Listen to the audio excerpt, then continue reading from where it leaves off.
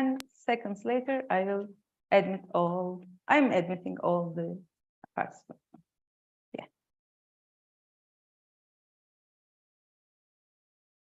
Yeah. Hello, everyone. I'm waiting for all. Greta, could you accept the... Of course. Okay. Hello, everyone. Welcome to the seminar on university ranking systems titled To Rank, Not to Rank, or To Rank Responsibly. We ask our question like Shakespeare, but we are discussing the existence of ranking systems today. That's why I'm holding a measure instead of a school. And today's importance is coming from DORA. We gathered here to commemorate the 10th anniversary of San Francisco Declaration on Research Assessments. In the landscape of higher education, the role of university rankings has become increasingly significant as we delve into the depths of academic capitalism. Its relation to higher education, we recognize the complex dynamics at play. One of the key objectives of this seminar is to critically examine the evaluation game within academia and the corresponding ranking systems. In the era where rankings hold substantial influence over institutional reputation, resource allocation, and even academic careers, it is imperative that we reflect on the inherent limitations and potential manipulations that can arise. Throughout our discussions, we will explore the drawbacks of university rankings, and the question is it possible to rank responsible? Because all of us know that responsible is one of the trending terms in academia recently, but the question is it possible to rank responsibly? Thank you for joining us today, and I wish you a stimulating and thought-provoking seminar. Our first speaker is Christian Schatzkowski. He is an assistant professor at Adam Mickiewicz University. With expertise in Marxist political economy and higher education systems in Central Eastern Europe, he will enlighten us on the relationships between academic capitalism and ranking system. Let's welcome Christian to the stage. Okay, hello, thank you, Zahra. Thank you for the introduction. Thank you for having me here today. I will share my screen and, oh gosh, well, I'll hop. Yeah, that's Keynote. Do you see my slides? Yes, everything is okay? Okay, thank you very much for introduction once again. I'm happy that we started to discuss, like the conversation on rankings has at least 2 decades, I would say, or it's even longer in different fields, especially in higher education research, from which I originated.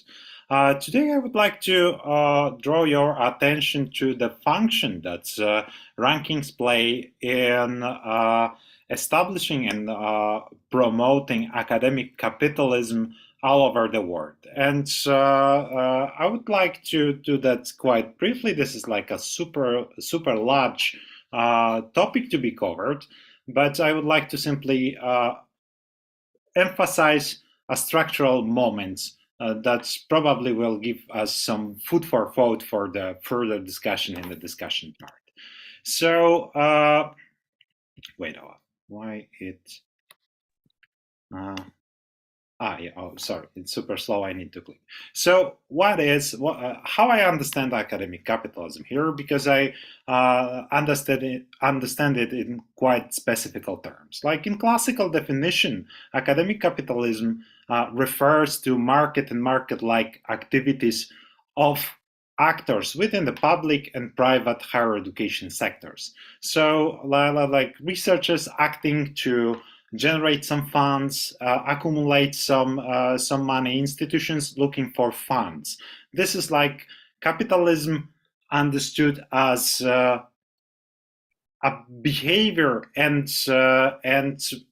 rationale for making choices within higher education systems.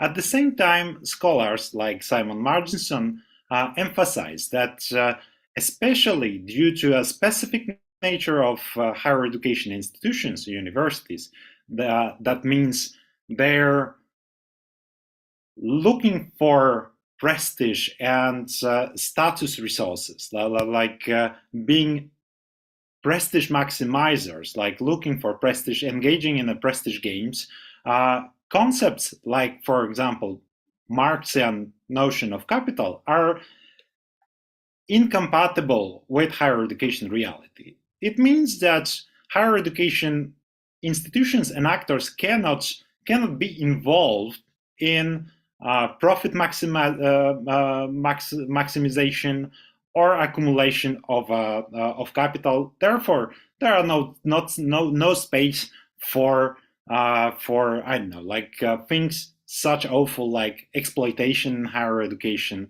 etc., etc. But what I would like to argue, and what I argue in, for example, a book that should be out in by the end of this year, I'm simply trying to focus our attention on a phenomenon where capital, in a Marxian sense, external to the sector itself, is subjugating the entire higher education systems in order to allow its valorization and accumulation. And I argue that it's done through instrumentalization of the prestige distribution and prestige signaling in science, which means that capital entities, like, for example, big, large oligopolistic publishers, instrumentalize the old structures of how academics produce prestige signals within the infrastructure of science communication in order to pursue their own external goals and earn money. And rankings play a crucial part in this endeavor. But how capital instrumentalized system of valorization of science communication? It's a super general question, but it deals mainly with defining the measure of science and establishing the infrastructure for measuring science. And here on the picture you can see two very friendly American, one is entrepreneur, another is scholar. They need no introduction, I assume. One is Eugene Garfield, the other one is Derek de Sola Price.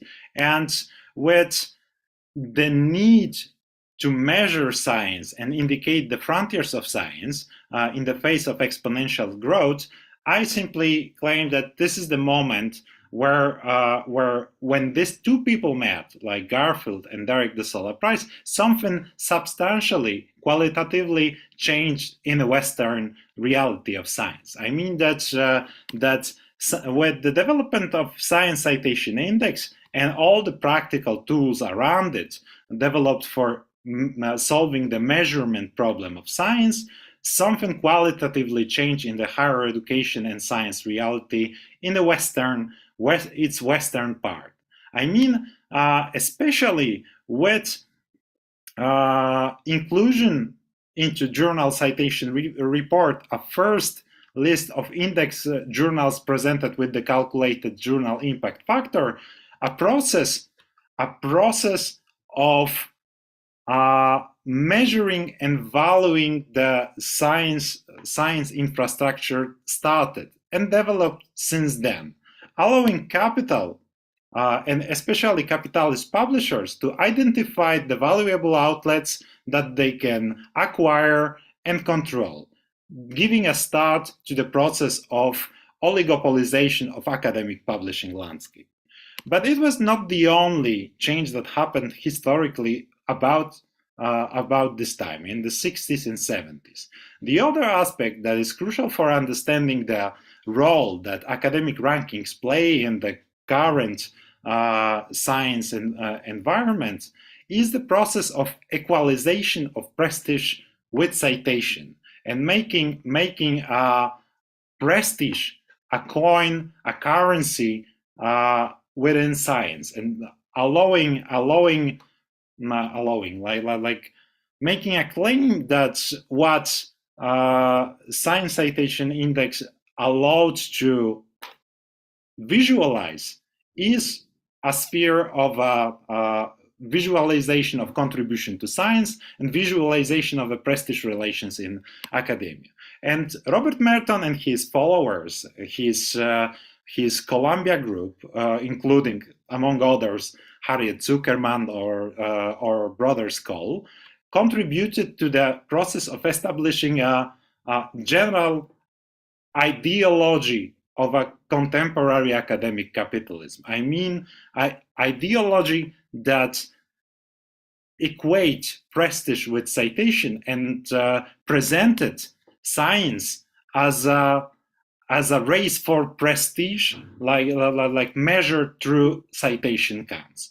And without the efforts of this school of sociology of science, we would not have the ideological atmosphere that we live now currently, and such a strong impact and influence of the rankings would not be possible. So despite the fact that Merton's school in sociology of science was sidelined in the academic disciplines of sociology of science, more or less in the 80s. So their proposals, their modes of reasoning about how science function was no longer accepted as a super valuable contribution to understanding how science operates.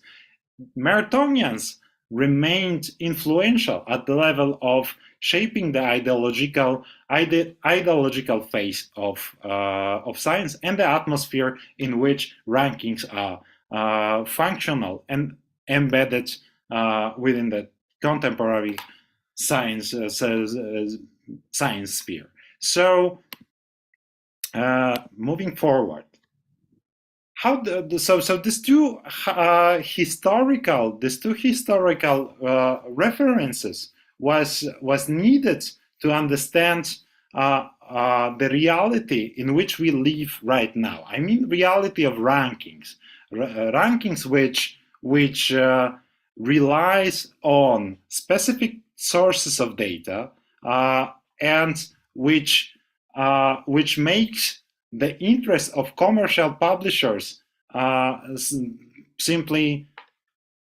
a crucial point of reference in how to communicate science. So here on this picture, you see something quite obvious. You have like the rankings on the left side, two general databases in the center, and you have 5 biggest at the moment publishers with their share of publications published in 2022 only. So as you can see, like these 5 publishers are responsible for publishing more than 50% of total output measured in Web of Science in 2022 only. Surprising fact is that that MVPI, like when Vincent Lariviere and his colleagues published their study about the oligopoly of academic publishers, they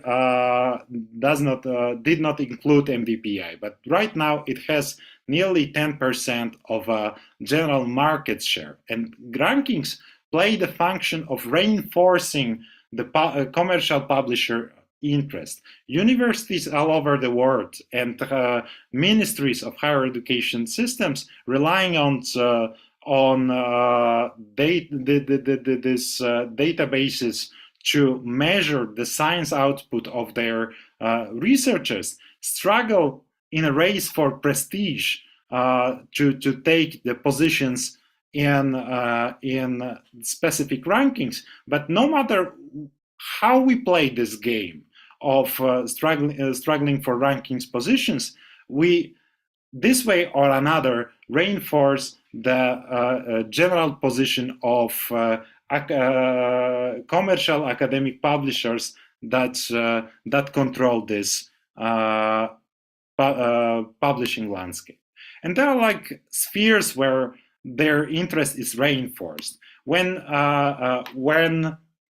national ministries establish ranking positions as goals in national higher education policies, when institutions struggle to move up in rankings, when bibliometric indicators are used in national evaluation policies, or when they provide a value template for construction of national journal lists, or when they are used for individual assessments or when they are like used as criteria for financial incentives, like we discussed yesterday on the seminar about Turkey. This all serves and reinforces the position and power of capitalist academic publishers over the field, and is functional to this process, and the science starts to be a capitalist production process for this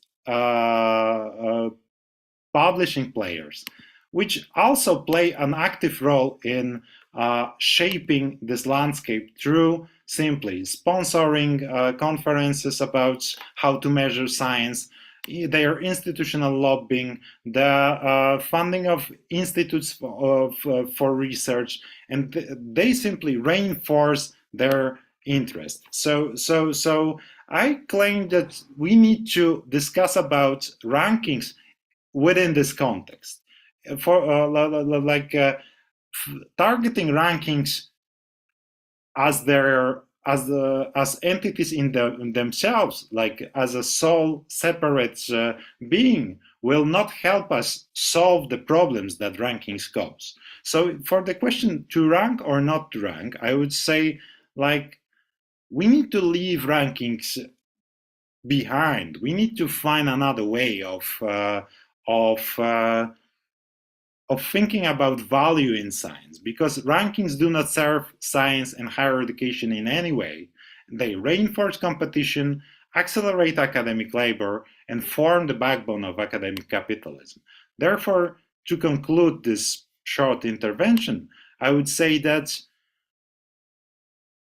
there is no other purpose of rankings. Nobody is benefited by the rankings other than the wealthy capitalist academic publishers and the networks of their affiliates. The rankings of course, we can discuss the case of Shanghai ranking as a tool for modernization of Chinese science, but no matter this one very case, for all of us globally, rankings simply reinforce the capitalist academic publishers. And in order to get rid of their pernicious influence, we need to simply abandon the whole ecosystem of measures, databases, commercial publishers, business and consultants. We need to reinvent measures, or reinvent how we approach value in science. And this means going beyond the constraints of academic capitalism and developing science systems as and for the realization of a common good. So these are like few points for discussion that I would like to raise, and I look forward to the debate. Thank you.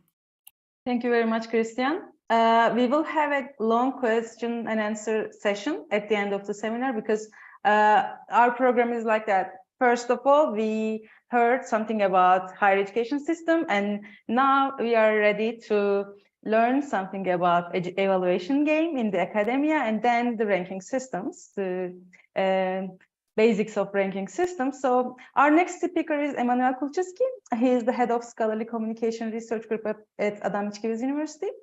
With a strong background in philosophy and communication, his research focused on scholarly communication, predatory publishing, and impact of research evaluation systems. His latest book, Evaluation Game in Academia, delves into the evaluation game within the academic realm.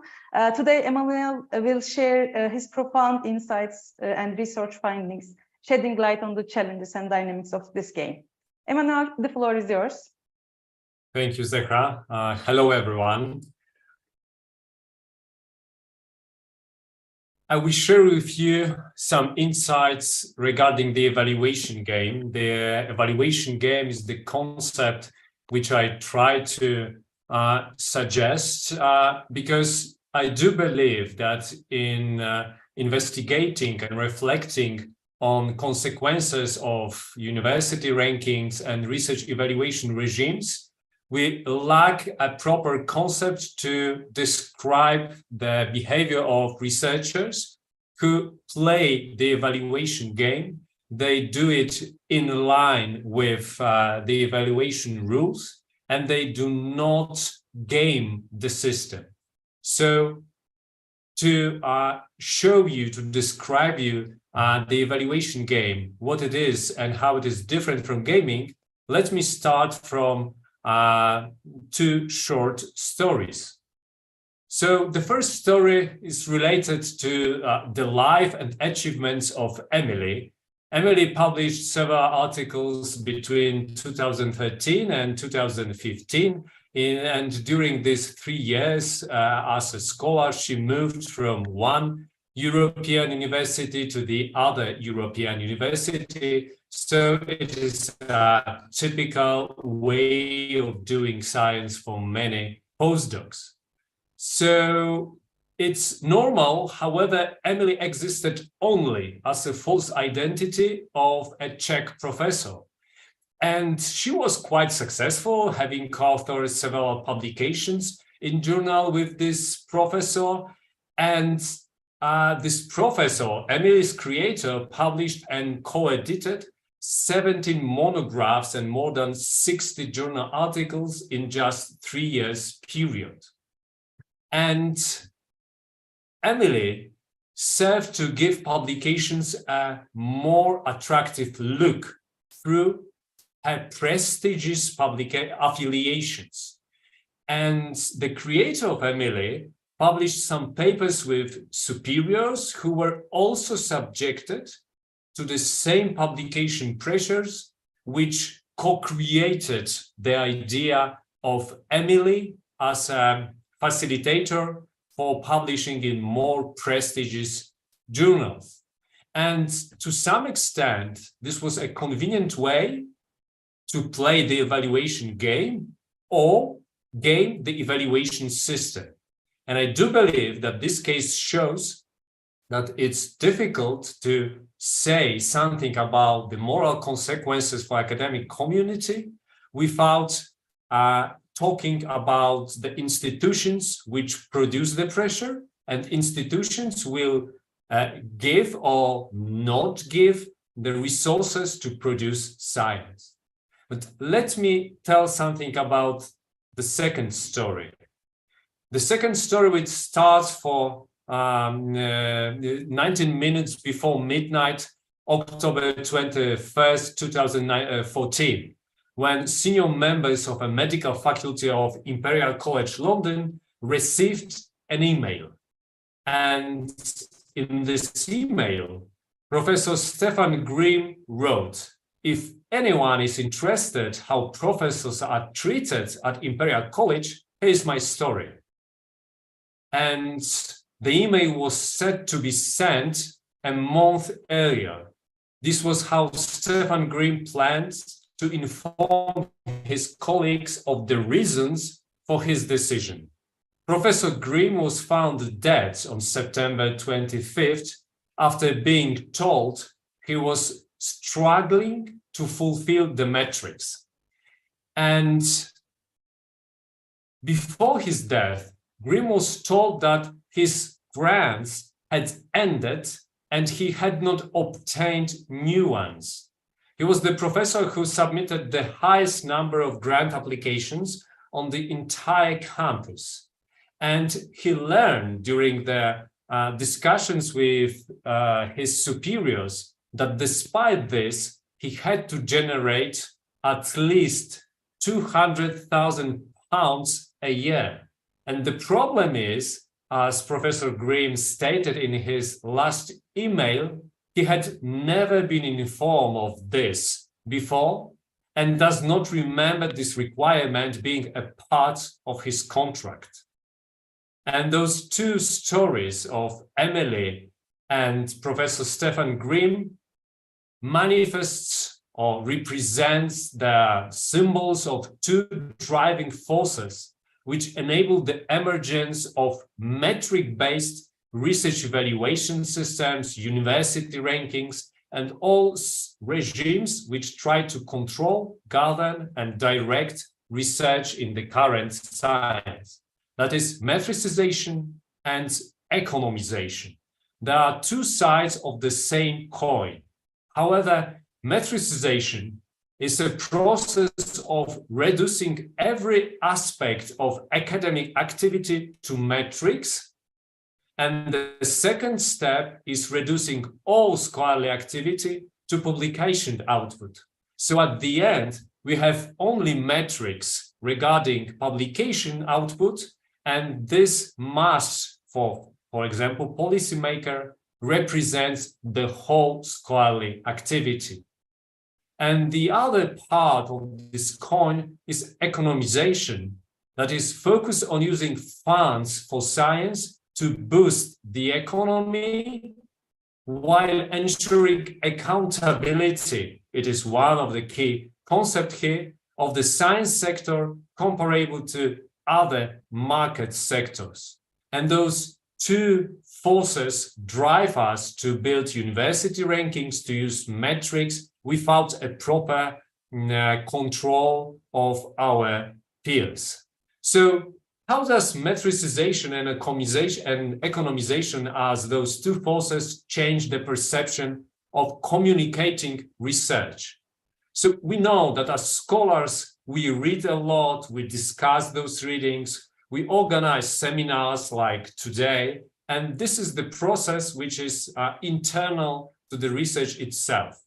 And the research itself is combined with verification of hypotheses, with discussing, with a lot of experiments, or a lot of just thinking about the process of our research process itself. And then we can provide some applications, we can provide some talks at conferences, and we can also publish a paper showing the results of the process of research. And our scholarly publications can fit reading, discussions, and we have the whole circle of communicating research. However, through those process of reducing and using research to boost economy, in the evaluation, we focus only on scholarly communication, and other parts of those process are invisible. And we know that at the end, there are huge social consequences of reducing everything to metrics, and there are huge consequences of metric selection. As the community, we can understand and we accept that whoever has the gold make the rules. So if the state fund the public universities, we can understand that it can choose the way how researchers are evaluated. But we and the state and the whole community have to understand that what gets measured gets done. And if we do not measure something, it will not be done. It's a normal process and it's not specific to science itself. And at the end, if we pay peanuts, we get monkeys. If we encourage researchers to collect impact factors or some points, at the end, we will have researchers who collect impact factors and do not do research. And I try to investigate this process of evaluating, ranking, making rankings in science. And as Zehra mentioned, I just published a book about the evaluation game. And one of the key results of this book is that I showed that evaluating research by counting publications has a long history, 2 centuries of counting publications of professors every year to provide reports to the state. The origins of this practice are in Russia, but for the last century, the whole region of Central and Eastern Europe developed a lot of different evaluation regimes, which are much, much older than the current evaluation regimes like Research Excellence Framework in the UK. And we know that researchers have always found a way to play the evaluation game, that is to fulfill the metrics. And when researchers try to fulfill the metrics-based expectations, they must balance institutional loyalty with disciplinary loyalty. this first type of loyalty means that I work and publish as it is expected by my university, by my country, despite the actual value of this type of publishing. However, disciplinary loyalty means that I publish my results as it is expected by the best practitioners and researchers at my own scientific community. And various evaluation regimes make the tension between expectations of the institution or the state and the expectations of the scientific community of a given discipline. And what is the difference between gaming and playing the evaluation game? At the beginning, I said that in the discussion on the consequences of doing rankings and providing various solutions to evaluate scholars, we talk about frauds when someone manipulates data. We talk about a normal way of publishing, and in between, we say that there might be some kind of gaming that is following the rules, but not in the way how it is expected.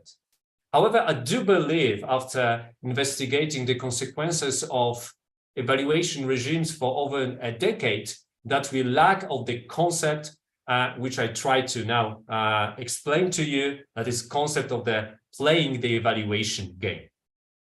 And what is the gaming? Because to understand playing the evaluation game, the easiest way is to contrast it with gaming.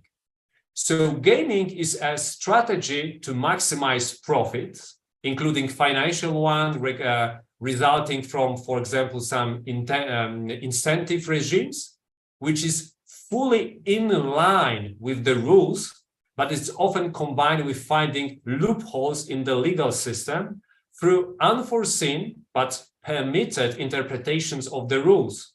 It might be, for example, publishing in the so-called predatory journals, publishing dozens of papers every year because the quality of research is defined through the concept of being international.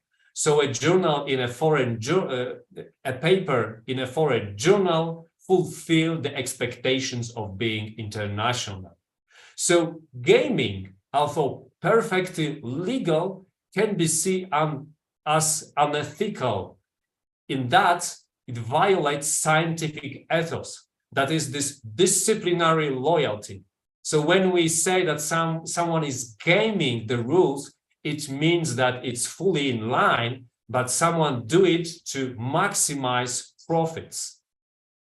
And when we investigate various evaluation systems, especially in countries where there are national research evaluation systems, and those countries do not fund the research and science sector in a proper way, we see that researchers play the evaluation game.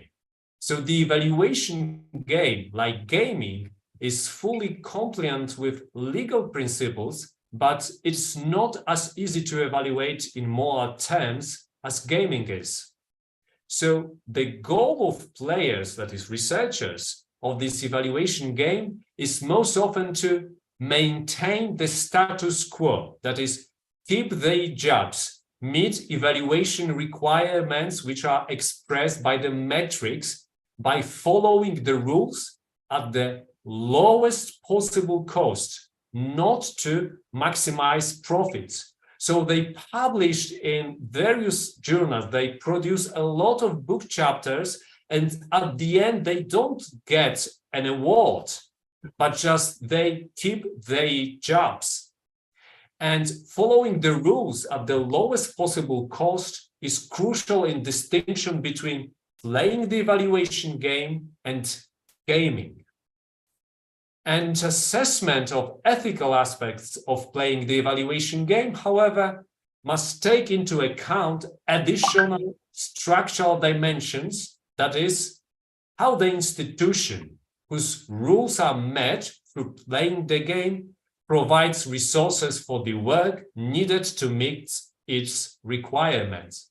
So if institutions set the goal to have a lot top-tier publications, but at the same time, they provide no funding, then researchers try to meet those expectations and find that they are able to keep their jobs if they publish in foreign journal, not in the top-tier journal, because top-tier journal is defined in the system by, for example, being indexed in some database, and in those databases there might be poor quality journals. And to conclude and provide some insights showing that it's not a new problem. Over a century ago, Rudolf Weig, the Polish inventor of the world's first effective vaccine against typhus, also provided some description of what is now called salami publishing in science, that is dividing a large study that could be published as a single research paper into smaller papers, and Weig called this type of researcher's behavior as a duck shit. Just that ducks leaves a lot of traces while walking about in the yard. Scientists hastily publish articles with partial results that are the product of undeveloped thought. It was the situation over 100 years ago. We still face this, but I do believe that there is a chance to change the system, and a discussion is one step forward this change. Thank you very much for your attention. Thank you very much, Emmanuel. I love the quotes from Rudolf Weil. Thank you very much for finishing with it. And our final speaker is Güleda Doğan. She is my colleague from my university. She is an associate professor at Hacettepe University Department of Information Management. With the expertise in university rankings and commitment to responsible practices, she leads a national project in this area. Güleda has a strong background in academic publishing and has contributed to EU-funded projects on open access policies. Her insights on ranking games and manipulations will provide valuable perspectives for us. Please welcome Güleda Doğan to the stage. Thank you so much, Zehra. I think you all see my screen. Yes. Thank you. The title of my talk is Ranking Games and Manipulations. And here I refer to university rankings by the term ranking. When I started to preparing for this talk, I initially planned to show examples of how people play with rankings and how they manipulate them. But then when I was preparing my... I would love a cup of tea, thank you. Then you know they want a cup of tea. If you... But then when I was preparing my presentation, I realized that these examples won't really help us here to understand the issue deeply. So I changed all the presentation, and I decided to change the approach, and today I will try to explain the main reasons behind behind manipulating the university rankings, and I will try to show these reasons why university rankings are easily manipulated. I have 6 reasons to discuss for today. Of course, there are lots of reasons of everything, and I will start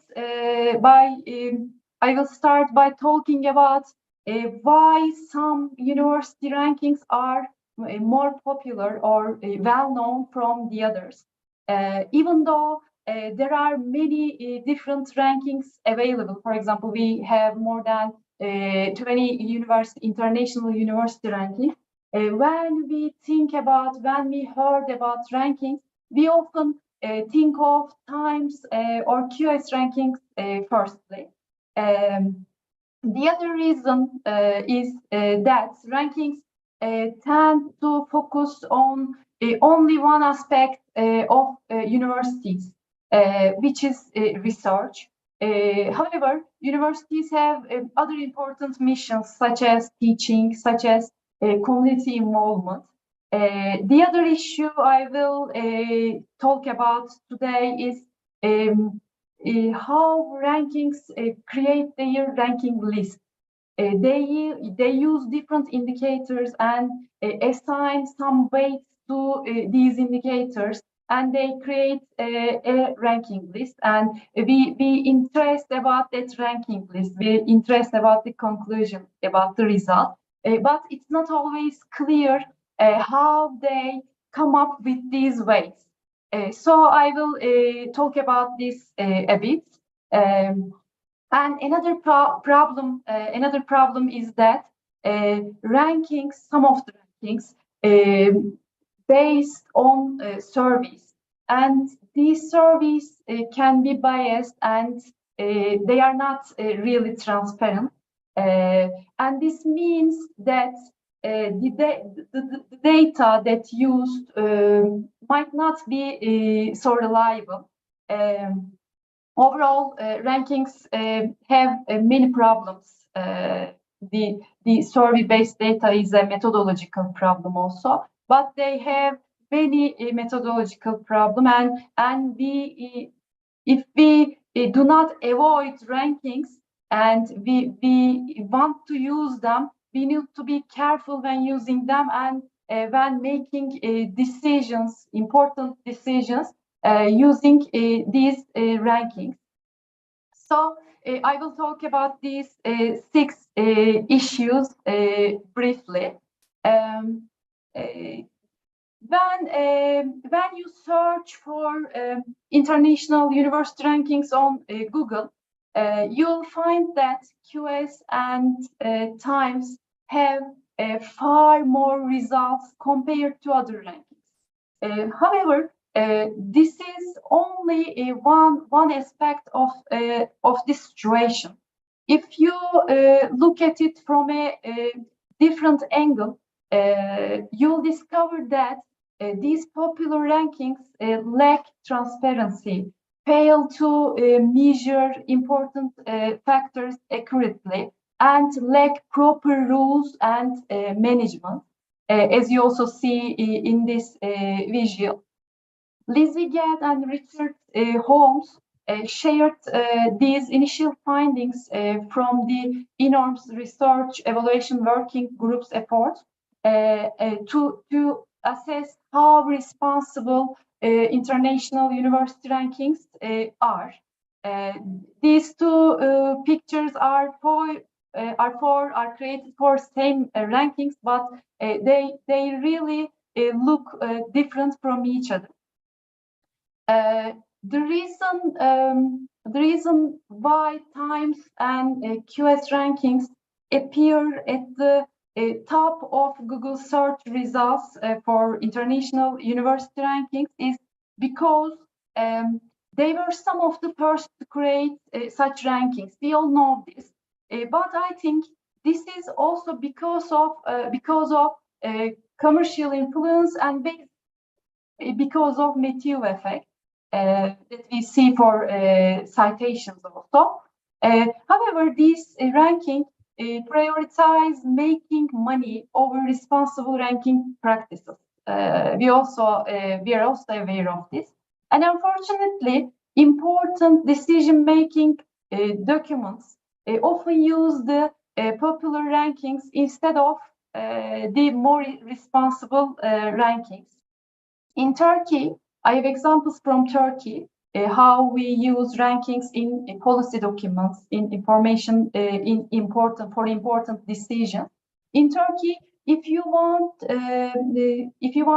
support for your postdoc studies abroad, you must choose a well-ranked university in these popular systems. They are generally Times, Shanghai, US News rankings, QS rankings, or Europe ranking, which is created by Matthew in Turkey.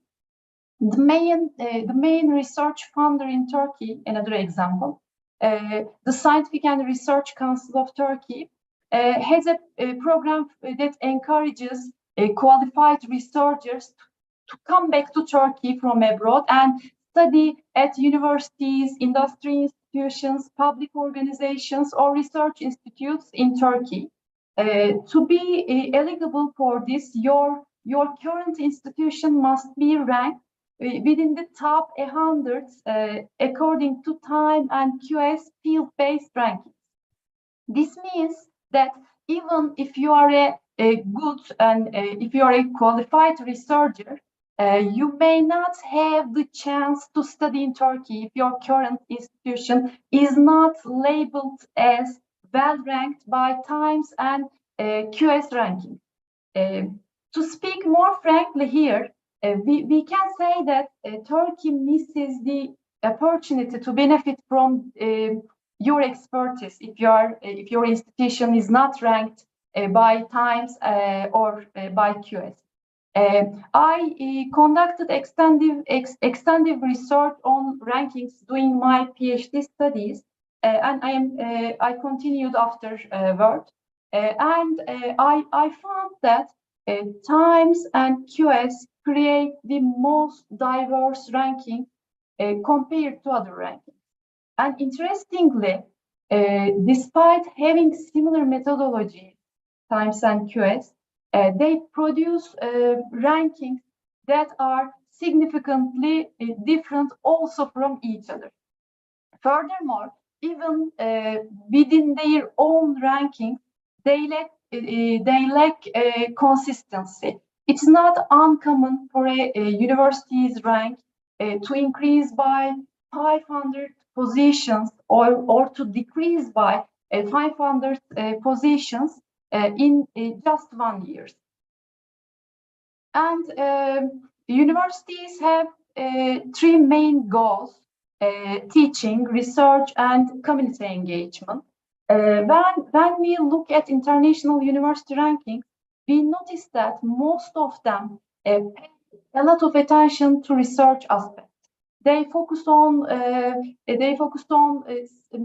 scientific production, scientific publications, or they focus on citations mostly. But they don't always consider other important factors like teaching quality or how universities contribute to the community, what is their societal impact. And these rankings claim to give an overall evaluation of university. But because they prioritize research so much, they may not show the full picture about them, about the universities. It is like only looking at one piece of a puzzle and ignoring the rest. This is similar to this, and this situation can lead to biased results because universities have different strengths and play important roles beyond just research. To truly understand a university's value, we need to consider all 3 goals. And this gives us a more complete and a more fair assessment of their contributions to the society. The way rankings are made is basically like this. You give different weights to different indicators, adding up those weighted values for each university, and then ranking them based on the total points you get or they get. I looked at all the rankings very detailed to see if there is a logical reason behind these weightings, or if they are connected to a specific purpose. But unfortunately, I couldn't find any. In reality, there is no clear explanation or there is no explanation for the weightings, for these weightings used for rankings. And the issue is here is that if there is no valid reason behind the weightings, then it's not much more than a calculation practice, and it would be better to present results based solely on the indicators themselves, as later rankings do. I am opposite of rankings, but I also aware that everyone sees rankings very important. Then I change my approach. Like I understood that no one will give up ranking, so I'm working for them doing these ranking or using these ranking informed. And this approach in this slide makes more sense, using only the indicators or presenting only the indicators of the rankings makes more sense in many ways, as Leiden rankings use. And another significant issue with rankings is the reliance on survey-based data, which is common among popular ranking systems. Times, QS, and US News are widely using these survey-based data. It's important to note that these rankings fail, these three rankings fail to be responsible in this regard. For instance, QS assigns a weight of 50% to survey results. Times give it a weight of 33%, and US assigns it a weight of 20%. However, the methodology behind these surveys lacks transparency, and concerns have been raised about sample selection and sample representation. Even if we assume that there is no methodological problems, the survey data itself is subjective, and the rankings claim to ask top researchers for their opinions, but in reality, I receive these surveys from QS or Times each year from my university to answer, and I don't consider myself as a top researcher. Then who is top researchers? Who is these top researchers? And this raises question about the validity and representativeness of the survey data used for these rankings. Another issue, rankings have several methodological issues. Collecting survey-based data is also a methodological issue. And I have previously mentioned some of the methodological issues. One problem is the excessive number of indicators used for ranking. And my research on this topic indicates that you can achieve similar rankings even with fewer indicators. And additionally, using an additive model approach assumes that the indicators are not correlated with each other, or they mustn't be correlated with each other to use an additive model approach. But in my studies, while my studies, I found that the indicators are used are highly correlated with each other. And due to the lack of a robust methodology, even minor changes in methodology can result in significant shifts in university rankings. I recall a specific example when Times switched from using Web of Science to Scopus as a data source. As a result of this shift, the rankings of certain Turkish universities changed by 500 places. And conversely, some other universities benefited from this change and obtained higher ranks from doing nothing, almost nothing, I can say. And as you may know, Turkey's southeast region was shaken by a huge earthquake on February 6th. Many buildings were destroyed and many people died. Most of the destroyed buildings were new and modern-looking buildings, bought for millions of liras. And it turned out that the foundation of these buildings were not solid. And unfortunately, it doesn't matter what you put on a building whose foundation is not solid. It is really difficult for me to give this example because this situation is very new. But unfortunately, I liken it to the unconscious use of university rankings, which contain so many problems. And we use these problematic rankings for decisions that will affect people's lives in many ways. So I end my presentation here. Thank you for listening, and if you have any questions, I am pleased to answer. Thank you very much, Greta. Now it's time for discussion. We have 3 questions, and I believe Christian answered one. Christian, do you want to say something about the first question?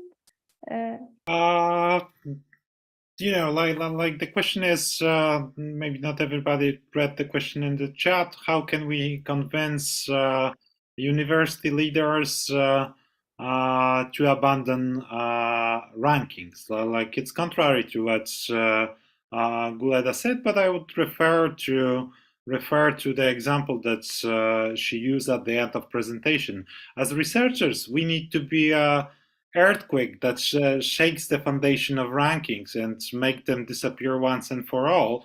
And I think that if we want to discuss about the negative impact of rankings on academic life, on science in general, and so on, we need simply to use a position of power, not a position of a friendly dialogue. And why do we need to be like earthquake? It's not an accident that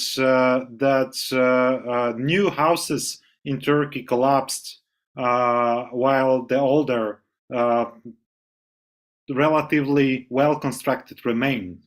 While the situation is super tragic, it's not an accident. It's a combination of a corrupted government with the rule of the market, and I would say the same goes on in higher education, and we need to shake the foundations of this corrupted combination, and simply think about, you know, like not like in the case of Turkey, constructing a safe houses for socially responsible safe houses for the people, by the people, but also we need to construct a safe conditions and infrastructure for science that would be beneficial not only for the scholars but for societies in general. And I think that rankings are no help in this endeavor. They are like market forces on the housing market. They will always produce the weak results, and they will always put us in danger. So that's my answer. Thank you very much. And the question from Priya Rangra, and he is asking, these days you have been judged by number of publications in any databases like Web of Science, Scopus, or H-Index, or number of citations. I don't see if this will totally be sidelined in the future. Many agencies, and I am adding policy-making agencies or policymakers, support these metrics. Do you think, can we abandon the ranking systems? in the future? And maybe it might be for Emmanuel. Yes, we can, and yes, we should do this. And I fully second Christian's idea that it must be from the perspective of power. And frankly speaking, I do believe that we as researchers have or can have this kind of power. But we have to remember that we are not able to avoid metrics because our modern society is built on metrics, on counting, and different types of quantifications. So our goal is not only to abandon and destroy university rankings, but to suggest other systems by which we can deliver the better science, to produce better labor conditions for researchers, and to have actual impact, positive impact on societies. So I would say that I observed too many discussions which drive to the conclusion that we should abandon the university metrics, university rankings.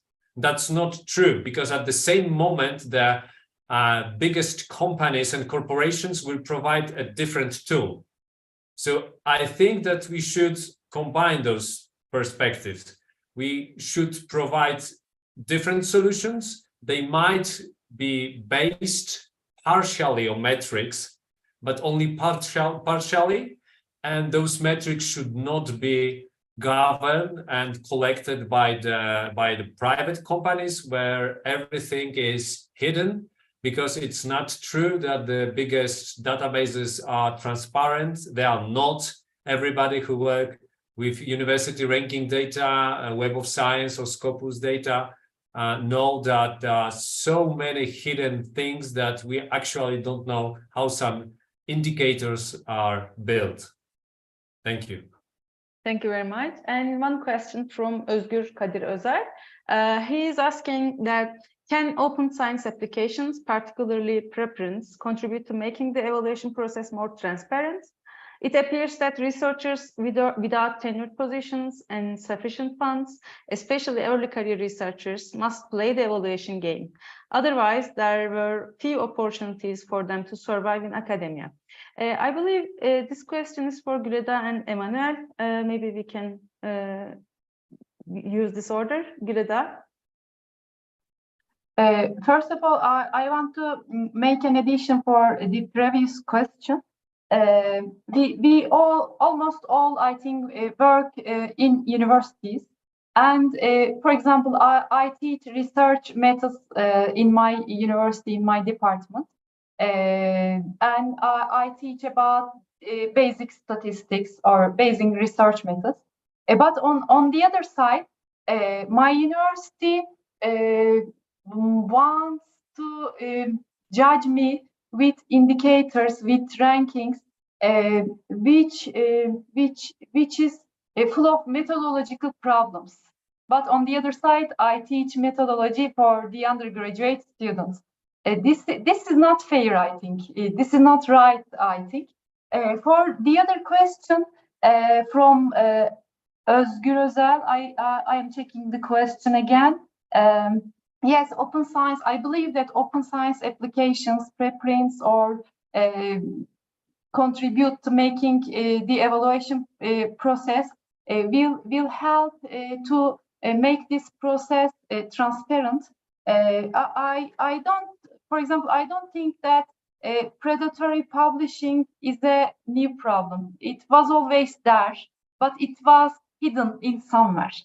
So making it transparent makes us to be aware of these problems and to struggle with these problems. And I really, yes, it's hard to survive in academia without playing that evaluation game. But I don't think that it is impossible. It will take longer, but it's not impossible. You can also survive without playing the game.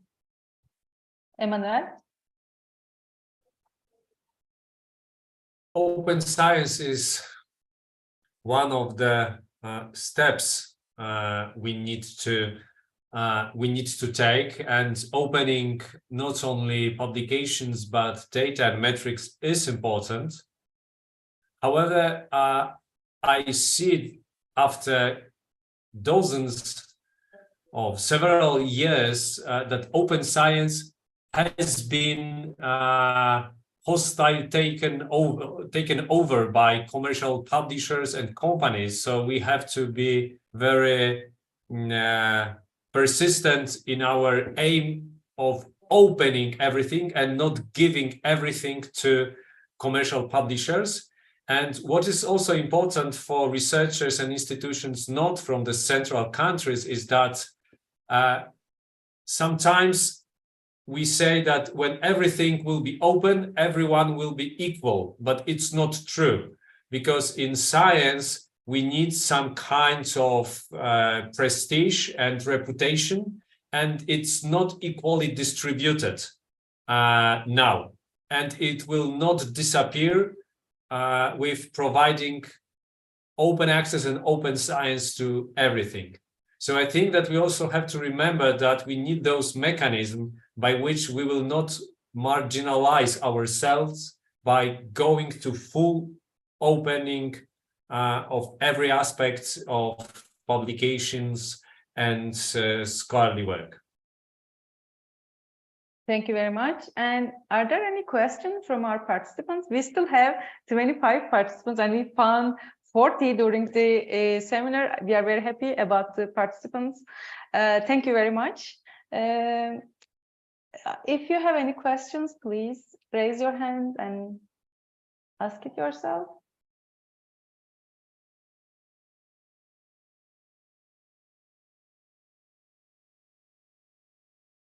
Maybe when you think about your questions, I can ask a question to all of our participants. What do you think about why we love ranking systems so much? It is not just about QS or Times Higher Education system. Everyone wants to measure everything because they want to know where I'm standing, the place of mine in the academia, the place of my university in the country, the place of my country in the world. Why we care this much, and how, why most of the person like these kind of systems of rankings? When people like that much, is it possible to avoid the ranking systems? Because we said that rankings are problematic, but policymakers and managers love that. People in the academia that have a good number of publications and good number of papers in their CVs, they like them. So how we can handle this? Christian? Oh, okay. We are losing participants. That means that that probably we need to be short. Yes. Now answers, but you ask as well a fundamental question. I would say I don't see really this love for like knowing one's standing, and I would say it's like simply if we all live in very competitive environment and competition is enforced on us, then this is a way how we simply operationalize metrics as tools in simply struggling for resources, or like legitimizing our efforts or something like that. But this is not a feature that I would find as a necessary feature of a human being. Like I think there are like different modes of relating to others and to oneself than this one mediated through metrics. And yeah, like with changing other relations, it will go. So we simply need to start transforming the reality, and then it will disappear and will start to sound ridiculous. Thank you. We have a hand from Noela. Noela? Yeah. Yes, I wonder one of the problems I think that we have with those rankings and these kind of and all the metrics indeed one of these problems is that they don't recognize different vocations, careers, and universities. And for instance, in the peripheries or semi-peripheries, we are in a process of expanding the access to university system. And then we have new regional universities, most directly to first generations students. And then the professors are, required to fill all these metrics as if their work were exactly the same as the work of someone that is working in an established university. So I think this has strong implications in terms of the democratization of higher education. And the other point I wanted to ask you, the first one was most of a comment, is what about interdisciplinarity? I mean, how all these metrics takes or do not take in account, the virtues of interdisciplinarity. Because as a discourse is very well said, but as a practice and even as an evaluation, metrics is I think is quite hard to take in account. Thank you. Your question is to whom? I may try to answer. Okay. And, to the panel, yes. You are right. The rankings also are very central, and there are more for central countries. And this is a problem of academia. I think we talk about this a lot, and about the multidisciplinarity. I think they change the fields they ranked or the subject they ranked very much.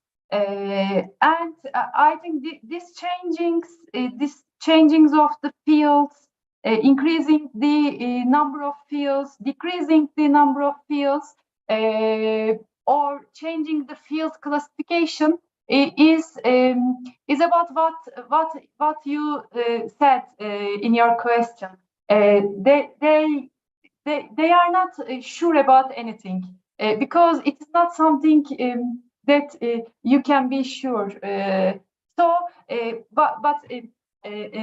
statistically or mathematically, they for example, if you have a multidisciplinarity publications, they use this publication for both fields. For example, our publications, if we, for example, publish it in scientometrics, indexed in library science, information science, and also indexed in computer science, they use this publication for both of these rankings methodologically. Thank you, Güleda. And we have two more questions. One is for you too. In your Steve mainly wondering, in your research on surveys, have you found that the number of responses from a country impacts that country's university rankings? In other words, if more people or a higher rate of people, given the population of a country, respond to the survey, does give that country's universities better chance at a higher ranking? Unfortunately, I checked this very deeply on the web pages of these rankings, but I cannot check what you said because they do not share these data. The data they shared is not make it possible to repeat or to evaluate what they do. So they are not transparent on survey methods or survey data, unfortunately. Yeah. And the last question from Lynn Volker, and she's asking, the concept of ranking is literally hard-baked into academia. If you think about ranks of employment, so it's always on our mind because it is sort of a built-in feature of the university system. Does anyone know of a university system that has a flat structure? I would be curious to hear about that. Emmanuel, I think you wrote something to this question. Maybe you can say it louder. Yes, I replied to Lynn that the university itself, at its origin, has this hierarchical structure of students and professors. And this structure is evolving all the time. We put more steps in the ladder, and the whole work of professors is based on those which are lower in the hierarchy. So I don't think so there is any academical system with a flat hierarchy or no hierarchy. And if I may, I will also respond to Noela's question regarding interdisciplinarity and metrics, because it's a great question showing that interdisciplinarity is promoted all the time, but at the end, we check whether researcher or university is pure enough in a given discipline, and we rank by subject and so on. So no one cares about provide metrics for interdisciplinarity on the political level, because we live as tribes which fight for territories, and those territories are disciplines. So there is a huge tension between the actual aim of science policy and the tools we have to evaluate those aims. Thank you very much. Are there any questions or comments? We still have 20 people, and I'm very happy about it.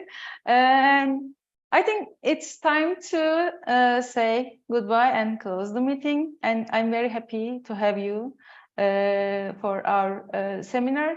And we are celebrating DORA's 10th anniversary. We hope all the signers of DORA, like my university, apply the rules of DORA, apply the criteria of DORA in practice. It is our hope for the future. And happy birthday, DORA, and thank you for joining us today. Thank you. Bye-bye. For the participation.